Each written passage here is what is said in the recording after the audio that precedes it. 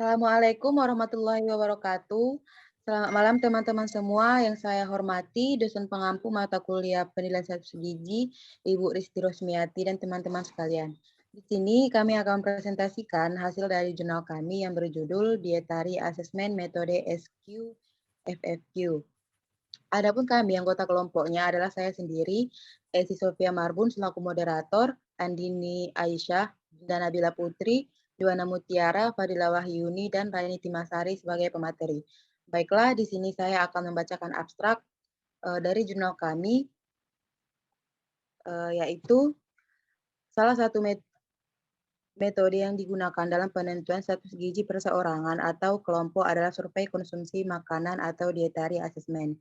Penelitian konsumsi makanan adalah metode penentuan status gizi secara langsung dengan melihat jumlah dan jenis zat gizi yang dikonsumsi. Tujuan penelitian konsumsi makanan adalah untuk mengetahui kebiasaan makan dan gambaran tingkat kecukupan bahan makanan dan zat gizi pada tingkat individu, kelompok, dan rumah tangga, serta faktor-faktor yang berpengaruh terhadap konsumsi makanan tersebut. Metode yang digunakan dalam penelitian ini ialah Semi-Quantitative Food Frequency Questionnaire atau SQ-FFQ. Pola konsumsi adalah susunan makanan yang mencakup jenis dan jumlah bahan makanan rata-rata per orang per hari yang umum dikonsumsi masyarakat dalam jangka waktu tertentu. Subjek penelitian ini terdapat 6 orang responden dengan cakupan umur dan jenis kelamin yang berbeda. Tingkat kecukupan nilai zat gizi mikro berdasarkan AKG, terdapat responden yang kebutuhan asupan gizinya tidak sesuai dengan yang direkomendasikan. Penilaian status gizi dapat dilakukan melalui survei konsumsi pangan.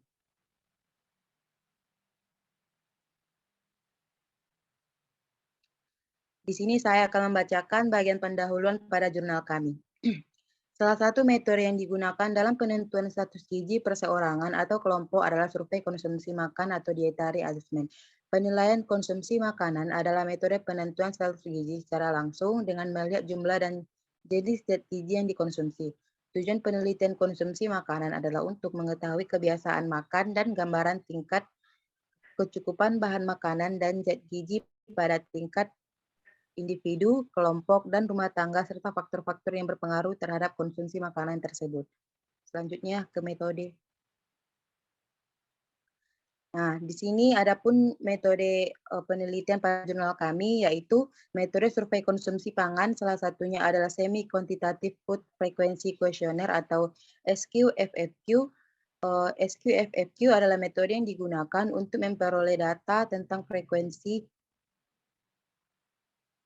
konsumsi sejumlah bahan makanan yang dikonsumsi selama periode tertentu, seperti setiap hari, minggu, bulan, dan tahun. Selain itu, dengan metode frekuensi makanan dapat memperoleh gambaran pola konsumsi bahan makanan secara kualitatif. Tapi karena periode pengamatannya lebih lama dan dapat membedakan individu berdasarkan asupan zat gizi, maka cara ini paling sering digunakan dalam penelitian epidemiologi gizi. Selanjutnya akan dibacakan oleh Saudari Fadilah. Kepada saudari saya persilakan.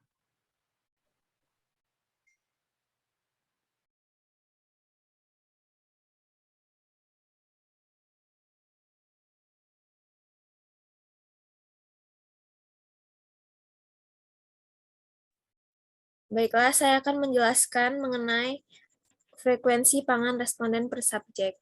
Berikut tampilan tabelnya. Didapat hasil jenis pangan serealia dan umbian. Responden sering mengkonsumsi nasi dan biskuit dari 8 jenis bahan pangan yang ada. Untuk protein hewani, responden sering mengkonsumsi ayam dan telur. Ayam dari 8 jenis bahan pangan yang ada. Untuk protein nabati, responden sering mengkonsumsi kacang hijau, tahu, dan tempe dari 6 jenis bahan pangan. Untuk sayuran, responden sering mengkonsumsi kangkung dari 15 jenis bahan pangan yang ada. Untuk buah-buahan, responden sering mengkonsumsi nanas dari 15 jenis bahan pangan yang ada. Untuk susu dan hasil olahannya, yang didapat bahwa responden jarang mengkonsumsi susu dan hasil olahannya. Dan untuk jenis bahan pangan minyak, responden sering menggunakannya. Selanjutnya adalah tabel asupan zat gizi makro responden. Yang pertama tabel 1, asupan responden pertama. Berikut tampilan tabelnya.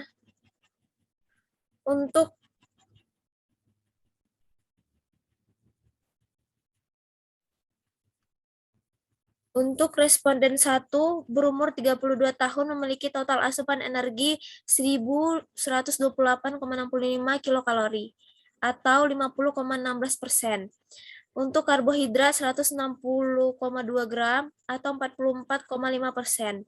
Untuk lemak 52,92 gram atau 81,41%. Dan protein 42,008 gram atau 70,13%. Berikutnya tabel kedua, asupan responden kedua. Responden 2 memiliki total asupan energi 1.125,61 kilokalori atau 50%. Karbohidrat 152,5 gram atau 44,85%. Lemak 27,5 gram atau 42,30%, dan protein 38,7 gram atau 64,5%. Selanjutnya tabel ketiga, asupan responden 3. Responden 3 memiliki total asupan energi 1018,1 kilokalori atau 56,56%, karbohidrat 137,8 gram atau 49,21%, selanjutnya lemak 36,8 gram atau 73,6%, dan protein 33,9 gram atau 56,5%. Selanjutnya akan dibacakan oleh teman saya, Andini.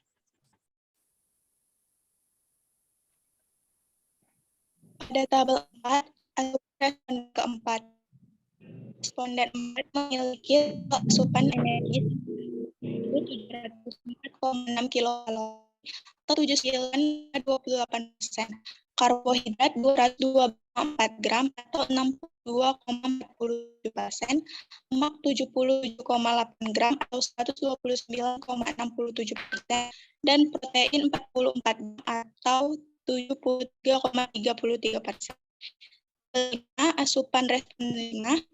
Responden 5 memiliki total asupan energi sebesar 1.262,7 kilokalori atau 50,12%, karbohidrat 223,3 gram atau 5,7%, lemak 31,5 gram atau 48,46%, protein 44,2 gram atau 73,47%. Pada tabel 6, asupan responden 6. Responden memiliki total asupan energi sebesar 3.030,75 kilokalori atau 40,7%. Karbohidrat 503,36 gram atau 165,9%.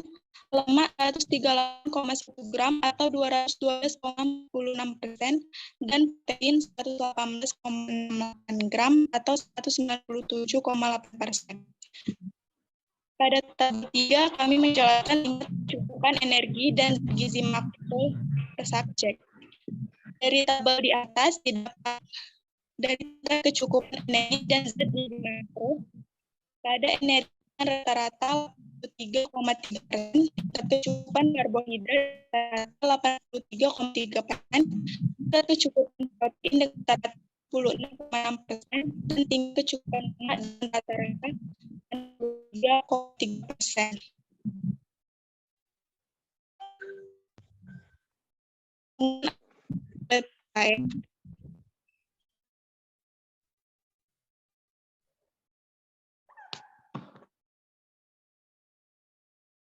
Selanjutnya, kesimpulan dan saran akan dibacakan oleh Saudari Rani. Kepada Saudari, saya persilahkan.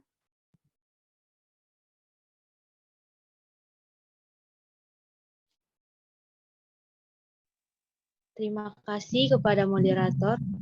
Kesimpulan dan saran.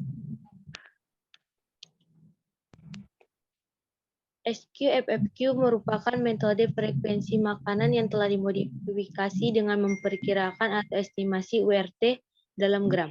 Adapun hasil yang didapat dari SQFFQ yang dilakukan pendataan lewat wawancara meliputi berbagai kelompok bahan pangan untuk melihat frekuensi dan pola konsumsi terkait bahan pangan yang dikonsumsi dalam kurang waktu harian, mingguan, bulanan, dan tahunan. Pada saat pengambilan data asupan makanan, Subjek atau responden diminta untuk menjelaskan seberapa sering mengkonsumsi setiap jenis makanan yang tercantum dalam kuesioner selama seminggu terakhir dengan kemungkinan jawaban yaitu berapa kali per hari, berapa kali per minggu, berapa kali per bulan. Perhitungan asupan makan subjek dilakukan dengan cara mengalihkan frekuensi konsumsi yang dilaporkan oleh subjek untuk setiap jenis makanan dengan besar porsi setiap kali makan atau dalam gram. Kemudian hasilnya dikalikan dengan kandungan zat gizi atau energi, protein, lemak, karbohidrat. Dalam setiap jenis makanan tersebut, langkah terakhir adalah menjumlahkan kontribusi zat-zat gizi tersebut dalam sebuah jenis makanan yang tercantum dalam kuesioner sehingga diperoleh rata-rata asupan makanan responden dalam seminggu terakhir.